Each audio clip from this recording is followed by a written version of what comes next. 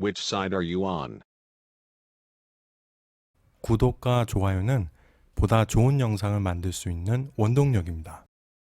최근 일본 오사카에서 열린 G20 정상회담에서 한 국가의 정상은 다음과 같이 발언했습니다. 첫째, 무역 분쟁으로 세계 경제가 축소 균형을 향해 치닫는 재수의 딜레마 상황을 벗어나야 한다.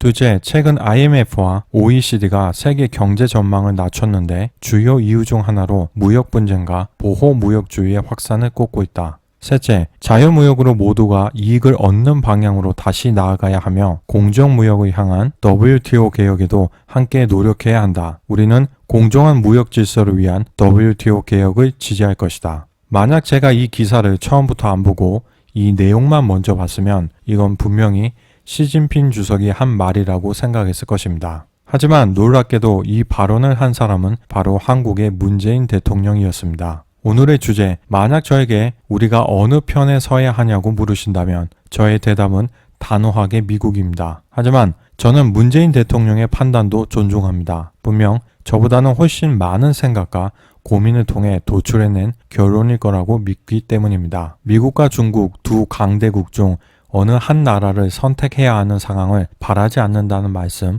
역시 존중합니다. 세상에 누가 그 어려운 선택을 하고 싶겠습니까? 또한 본인의 선택으로 인해 나타날 결과가 우리 국민들에게 매우 큰 영향을 끼칠 수 있는 경우라면 더더욱 그럴 것입니다. 하지만 모두가 다 알듯이 대통령이라는 자리는 대한민국과 5천만 국민들을 위해서 선택해야 할 때는 반드시 합리적인 판단에 근거하여 최우선적으로 국익을 고려한 선택을 해야 하는 자리입니다. 그래서 저는 미국과 중국 사이에서 중립 외교를 하겠다는 현 정부의 정책에 대해서 우선 세 가지를 말하고 싶습니다. 첫째, 아무리 문재인 대통령이 특정 국가를 선택하지 않겠다고 해도 미국과 중국은 반드시 자신들의 편을 들라고 할 것입니다. 이런 상황에서 그들보다 훨씬 약한 국력을 가지고 있는 대한민국이 중립을 유지할 수 있을 것이라고 생각하십니까? 둘 중에 하나를 선택하지 않는 것은 둘 다 선택하지 않는 것과 다름없습니다. 둘째, 말로는 중립을 유지하겠다고 하지만 현재 명백하게 지속적으로 미국의 요청을 거절하고 있습니다. 또한 한국 정부 말고도 국내의 한 재벌 그룹은 지속적으로 화웨이와 깊은 관계를 유지하고 있고 중국 현지 투자 및 합작 역시 적극적으로 하고 있어 우려를 사고 있는 상황입니다. 우리를 속국 취급하며 수도 없이 침략해온 역사적인 사실은 빼고 근대사만 보더라도 우리는 미국과는 혈맹이고 중국과는 6.25 전쟁 때 생존을 걸고 전쟁을 했던 사이입니다. 그럼에도 불구하고 중국을 견제하려는 미국의 요청은 거절하고 오히려 중국과의 경제 협력을 더 강화하고 있는데 이걸 어떻게 중립을 지키고 있다고 볼 수 있겠습니까? 만약 정부 당국자들이 스스로 중립 노선을 걷고 있다고 생각하고 있다면 그건 큰 오산을 하고 있는 것이라는 말씀을 드리고 싶습니다.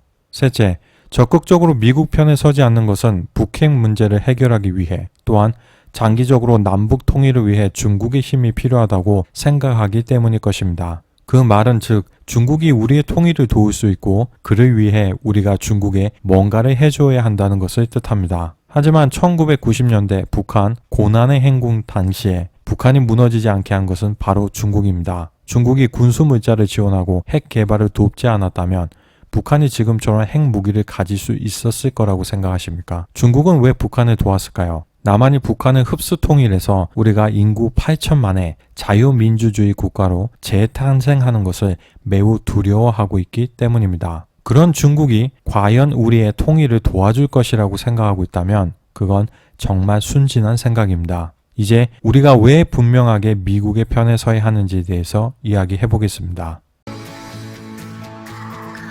안녕하세요. 우리가 알고 싶은 세계입니다.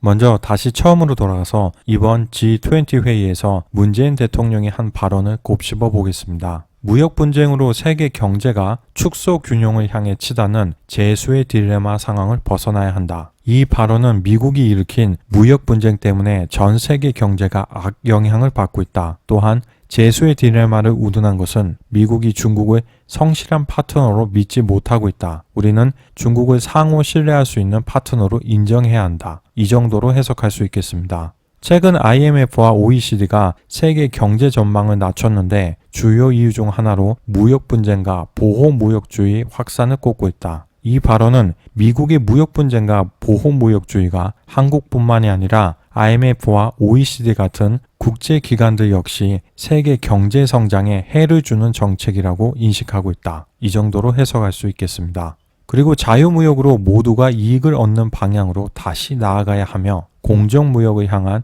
WTO 개혁에도 함께 노력해야 한다. 우리는 공정한 무역 질서를 위한 WTO 개혁을 지지할 것이다. 이 발언은 국제무역 체계를 중국 중심으로 재편하여 미국에 맞서자는 오해를 불러일으킬 수 있을 만하다고 생각합니다. 즉 종합적으로 이번 G20 정상회의에서 문재인 대통령의 발언은 미국이 중국에게 공정하지 않은 방법으로 무역 분쟁을 일으키고 있고 전 세계가 이를 막기 위해 중국 중심으로 WTO를 개혁하자는 말을 트럼프 대통령 면전에서 한 것으로 볼 수 있다고 생각합니다. 물론 현재 문재인 대통령이 처한 상황이 매우 어렵고 이를 극복하기 위해 많은 노력을 하고 있다는 점은 인정합니다. 특히 북한의 압박을 매우 힘들게 생각하고 계실 것 같은데 북한 편 들어주자고 미중 무역 전쟁에서 중국 편에 서겠다는 생각은 굉장히 위험한 결과를 가져올 수도 있다고 생각합니다. 물론 평화 통일을 바라는 고귀한 이상은 당연히 높이 평가해야 하겠지만 미국하고 안보 관계가 틀어질 경우 우리가 중국의 지원을 받으며 핵무기를 보유하고 있는 북한을 군사적으로 확실히 압도할 수 없다는 것을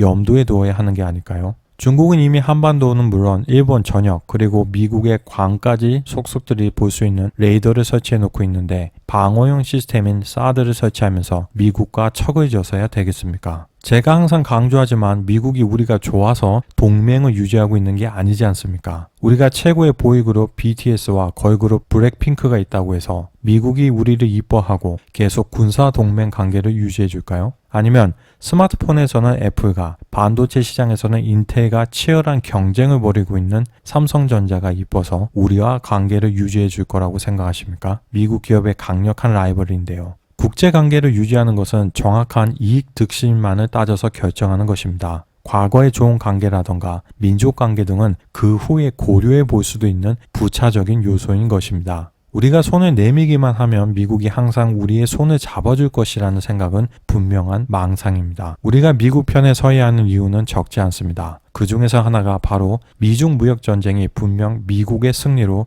끝나게 될 것이라는 점입니다. 미국이 중국산 수입품에 대한 관세를 올리면 중국 수출 제조업은 큰 타격을 받을 수밖에 없습니다. 하지만 중국이 지식재산권 보호, 금융 개방 등에 대해서 법제화를 할 가능성은 현재로서는 매우 작기 때문에 지속적으로 관세 압박을 당할 것입니다. 그로 인해 중국의 경제 성장률은 향후 지속적으로 하락할 가능성이 매우 높습니다. 그나마 지난 1분기는 6.4%를 기록했지만 많은 전문가들은 전력 사용량 등의 자료를 바탕으로 실제로는 3% 이하로 보는 경우가 적지 않습니다. 이러한 경제 성장률의 하락은 바로 실업 문제와 직결됩니다. 중국의 매년 대학 졸업생들은 700만 명에 달하며 대학 미진학자들까지 합치면 매년 최소한 1000만 명 이상이 취업 시장으로 쏟아져 나오고 있습니다. 하지만 경제 성장률 1%당 만들어지는 일자리는 약 200만 개 수준에 불과하기에 미중 무역 갈등이 이대로 지속된다면 3년 안에 취업 대란이 발생할 가능성이 매우 높습니다. 전 세계 500대 기업 중에서 중국 기업은 100여 개가 넘습니다. 미국을 제외한다면 세계 1위입니다. 하지만 화웨이를 제외하면 대부분의 내수, 에너지, 은행 관련 금융기업입니다. 즉 덩치는 크지만 국제적인 경쟁력을 가지고 있는 기업은 거의 없다고 봐야 합니다. 이런 상황에서 중국의 부채 비율은 급격히 상승하고 있으며 작년 2분기 기준 이미 GDP의 약 250%를 초과했습니다. 물론 2009년 세계 경제 위기를 극복하는 과정에서 많은 국가들의 부채 역시 증가했지만 문제는 중국이 가장 독보적으로 늘어났다는 것입니다. 중국에서 증가한 부채가 중국을 제외한 모든 신흥국들에서 증가한 부채의 합보다 훨씬 많은 상황입니다. 즉 그동안 중국의 성장은 엄청난 부채가 주 동력이었던 것입니다. 특히 국영기업의 부채가 차지하는 비중이 계속 늘어나고 있다는 것은 매우 위험한 신호입니다. 국영기업의 특성상 민간기업보다 효율이 떨어짐에도 불구하고 국영은행에서 매우 쉽게 대출을 받을 수 있기 때문입니다. 당연히 국영기업의 주주들은 권력층과 연계된 사람들이 많습니다. 또 하나 심각한 문제는 중국의 지방정부입니다. 중국 공산당 안에서 비슷한 관시를 가지고 있다면 그 이후의 진급은 철저한 실력주의에 기반합니다. 그리고 각 지방의 경제 성장은 해당 지역의 책임자를 평가하는 매우 중요한 지표입니다. 그래서 책임자들은 어떻게 해서든지 성내의 GDP를 올리려고 노력합니다. 어차피 진급하면 더 높은 곳으로 가고 아니면 은퇴하기 때문에 각 성의 책임자들은 장기적인 안목에서 성의 재무 구조를 바라볼 필요가 없는 구조입니다. 그렇기 때문에 지방정부에 엄청난 부채가 숨겨져 있는 것이며 중앙정부조차도 정확하게 추산할 수 없는 상황입니다. 중국은 이미 평균 소득이 1만 달러에 달하는 중진국에 들어섰습니다. 하지만 앞으로 과연 2만 달러, 3만 달러를 돌파할 수 있을까요? 이미 도시화율이 60%에 가까워졌기 때문에 인프라스트럭처 등의 투자를 지속해서 경제 성장률을 올리기도 힘들고 1980년대에는 계획 출산으로 인해 출산율을 인위적으로 떨어뜨렸고 현재는 높아진 물가 때문에 2명 이상의 자녀를 갖는 게 힘든 것이 바로 오늘날의 중국의 현실입니다. 즉, 더 이상은 베트남처럼 젊은 인구가 많아서 인구 보너스에 의한 경제 성장을 기대하기가 어렵다는 것입니다. 또한 멀지 않은 시기에 역시 고령화로 인해 건강보험 재정 악화와 양로보험의 증가가 중국 국가재정에 큰 부담을 주기 시작하면 국영기업에 지급되던 보조금들이 줄어들 수밖에 없을 것입니다. 예전에는 중국을 수출 대국이라 불렀지만 올해부터는 경상수지 적자국이 될 가능성이 높습니다. 즉, 벌어들이는 달러보다 나가는 달러가 더 많다는 것입니다. 이런 국가적인 위기에 봉착해 있으면서도 가장 많이 신경 쓰는 건 바로 화웨이입니다. 아마 화웨이의 이익이 중국에서 가장 중요한 어떤 사람들의 이익과 연결되어 있기 때문이겠죠. 대한민국의 경제 역시 점점 나락으로 떨어지고 있습니다. 이젠 언제 회복할 수 있을지 까마득하기만 한 상황입니다. 이런 시기에 대한민국이 6.25 전쟁 당시 적국인 중공군의 유해를 각별히 예우까지 해서 송환해 줄 수 있는 여력이 정말 있는 걸까요? 관광 수입이 늘어나면 좋겠지만 관광으로 선진국이 된 나라는 전 세계에 단 하나도 없습니다. 즉, 선진국인 동시에 관광 대국인 경우는 종종 있지만 그런 나라들은 관광이 없이도 선진국이 되었을 나라들입니다. 즉, 관광이 적어지면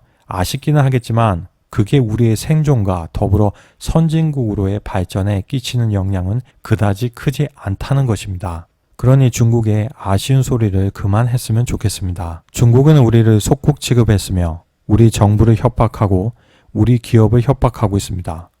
미국을 배제하고 중국하고만 협력을 하면 과연 미국과의 협력처럼 서로 윈윈하는 결과를 얻을 수 있을까요? 이런 상황에서 아직도 우리가 중국과의 협력을 통해 경제발전과 한국 주도의 통일이 가능하다고 생각하십니까? 정말 그 길이 맞다고 생각하신다면 국민들도 대통령과 정부를 믿고 지지해야겠죠. 그런데 최근 미국은 대만을 하나의 국가로 인정했습니다. 하나의 중국 원칙은 중국이 가장 강조하는 핵심 이익인데 이를 간단히 부정해버린 것입니다. 과연 그 의도가 무엇이겠습니까? 또한 이 문제에 대해서 평소에 엄포를 놓던 중국은 막상 미국이 이렇게 해버리니까 이에 대해서 변변한 반격조차 못하고 있습니다. 문재인 대통령께서 높은 이상을 가지고 계시고 우리 민족에 대한 깊은 사랑이 있으신 분이라는 점 잘 느끼고 있습니다. 하지만 5천만 한국 국민들의 안위를 높은 이상에만 걸어볼 수는 없는 일 아닌가요?